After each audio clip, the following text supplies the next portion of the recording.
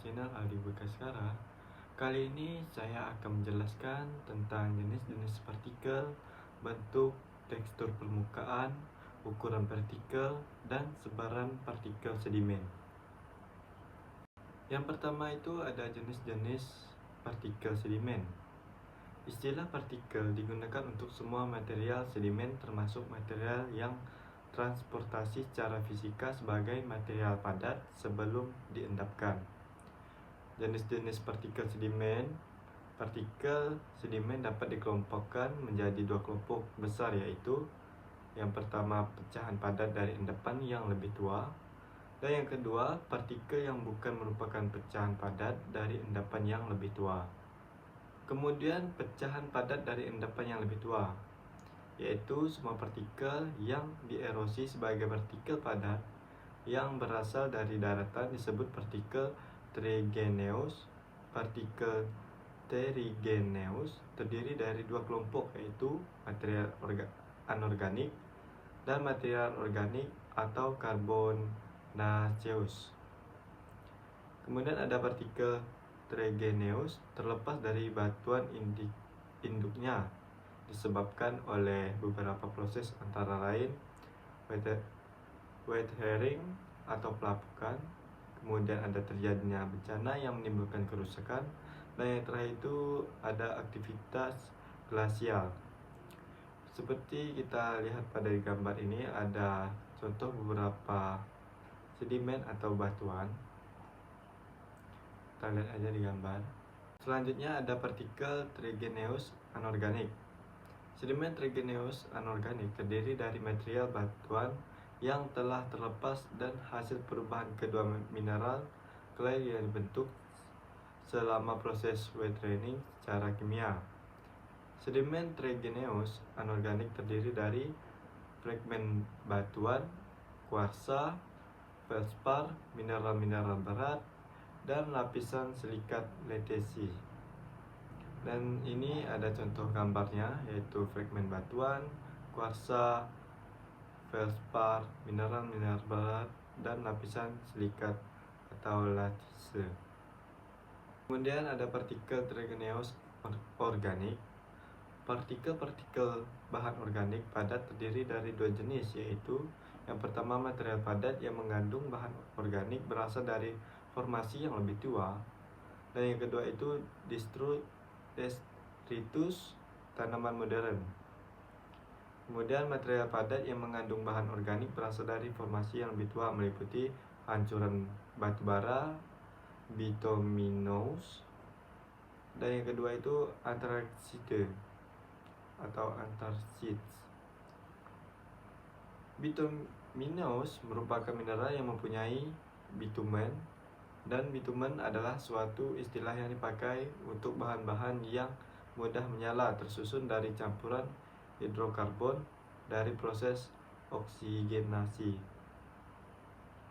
Kemudian ada anthracite, adalah batu bara yang mempunyai tingkatan metamorfase yang tertinggi dan dicampur dengan kandungan karbon antara 92 sampai 98%. Selanjutnya yaitu ada detritus tanaman modern. Tanaman-tanaman modern membentuk suatu penutup yang kontinu. Di daerah yang beriklim sedang, jumlah daun yang gugur pada setiap musim banyak sekali. Umumnya, tanaman tersebut menjadi lapisan humus atau humus. Tetapi banyak juga daun-daun yang gugur itu menjadi bagian dari endapan yang ada di kolam, rawa, danau, sungai, dan laut. Detritus tanaman lainnya meliputi ranting, batang, benih yang berukuran mikroskopis, dan tepung sari. Selanjutnya ada partikel yang bukan merupakan pecahan padat dari endapan yang lebih tua. Partikel ini meliputi yang pertama partikel-partikel piroklastik yang berasal dari letusan gunung, dan yang kedua itu partikel-partikel padat yang berkembang melalui proses biokimia dan kimia pada dasar perairan. Contohnya seperti di gambar. Selanjutnya bentuk partikel sedimen. Bentuk partikel sedimen adalah bentuk partikel secara geometri, dan bentuk ini dapat menggambarkan asal partikel, sejarah partikel, atau struktur lattice internal partikel. Partikel-partikel yang diendapkan oleh organisme bentuknya bervariasi dan mulai dari bentuk yang sederhana sampai yang paling kompleks. Kualitas informasi terhadap proses dapat diperoleh dari bentuk partikel-partikel ini. Kerikil yang mengalami proses turbulensi tinggi pada daerah pantai mempunyai bentuk bulat. Ada beberapa faktor yang menentukan perubahan partikel yang mengalami abrasi selama proses transportasi terjadi, yaitu bentuk awal sewaktu terlepas dari lapisan batuan. Kemudian yang kedua, komposisi. Apakah satu partikel terdiri dari satu atau beberapa mineral atau fragmen batuan. Kemudian yang ketiga, kekerasan dan kerapuhan partikel. Selanjutnya, bagian-bagian turunan seperti patahan, joints, pecahan. Kemudian yang kelima, ukuran. Yang keenam, sumber transportasi. Dan yang terakhir itu kekuatan transportasi, termasuk jarak dan energi dari sumber transportasi.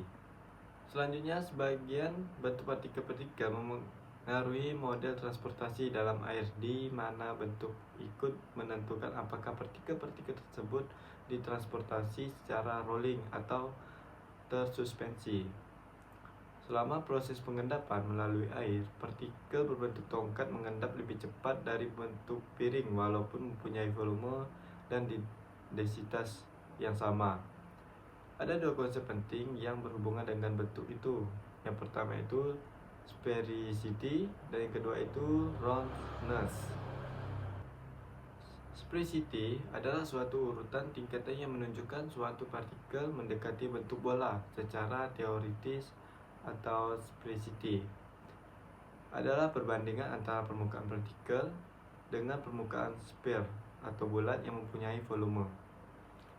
Dalam praktiknya, permukaan partikel yang tidak beraturan hampir tidak mungkin untuk dapat diukur. Oleh sebab itu, cara yang lebih mudah untuk mengukur volumenya adalah dengan cara menenggelamkan ke dalam air, kemudian mendefinisikan sebagian sphericity. VP adalah volume vertikal, VCS adalah volume sphere terkecil yang paling dekat pada partikel tersebut. Pengukuran sphericity harus mempertimbangkan tingkah laku hidrolik dan partikel-partikel tersebut. Selanjutnya, roundness. Roundness merupakan bentuk partikel yang berhubungan dengan tingkat ketajaman dan lekukan dari sisi-sisi dan sudutnya. Roundness secara geometri adalah sphericity yang independen. Roundness atau P merupakan hubungan antara jari-jari individual, sisi dan sudutnya, atau RI, jumlah sudut yang diukur, kemudian dan jari-jari maksimum dari lingkaran tempat pengukuran. Untuk jelasnya, lihat pada gambar ini. Gambar tersebut merupakan yaitu contoh atau perhitungan untuk rata-rata jari-jari sisi dan sudut dan dibagi jadi maksimum lingkaran. Kita lihat aja di gambar. Sayatan atau potong melintang partikel sedimen menunjukkan jari-jari sudut RI atau 2 R1 atau 2 dan jari-jari maksimum R, Krumbein dalam Friedman dan Sander 1978. Selanjutnya, roundness pebbles ditunjukkan untuk perubahan yang terjadi pada hilir sungai. Contoh pebble yang berbentuk angular atau bersiku-siku pada daerah hulu sungai berubah menjadi bentuk round atau bulat pada bagian hilir. Skala roundness berkisaran 1 sampai 0, di mana semakin tinggi angka skala menunjukkan semakin bulat partikel tersebut. Roundness partikel-partikel yang berukuran pasir sangat mudah diukur, yaitu dengan cara mencocokkan outline partikel yang akan diukur dengan 2 set gambar standar partikel pasir seperti pada gambar di slide selanjutnya. Ini gambar yang tadi. sketsa tingkatan roughness dan spesifity partikel sedimen berukuran pasir, power dalam treatment dan standar 1978. Kita bisa lihat ini untuk high dan ini untuk low. Yang di atas high dan di bawahnya low. Spesifity, high spesifity.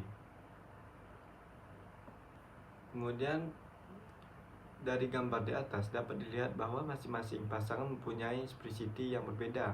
Dan secara visual terdapat 6 kelas skala roughness, yaitu very angular, kemudian angular, subangular, sub-rounded, dan rounded, well rounded. Angular ada bentuk partikel sedimen yang menggambarkan tidak terjadinya abrasi atau abrasi terjadi dengan kekuatan yang kecil sekali terhadap sisi dan sudut partikel tersebut. Roughness partikel kuarsa yang berukuran pasir merupakan proses lambat yang tidak kelihatan atau rodding. Selanjutnya, berukuran dengan berkurangnya ukuran partikel pasir halus dan lempung cenderung dalam bentuk angular. Hasil perbandingan roughness pasir daerah pantai dan dunes menunjukkan bahwa partikel di daerah dunes lebih roughness dari pantai.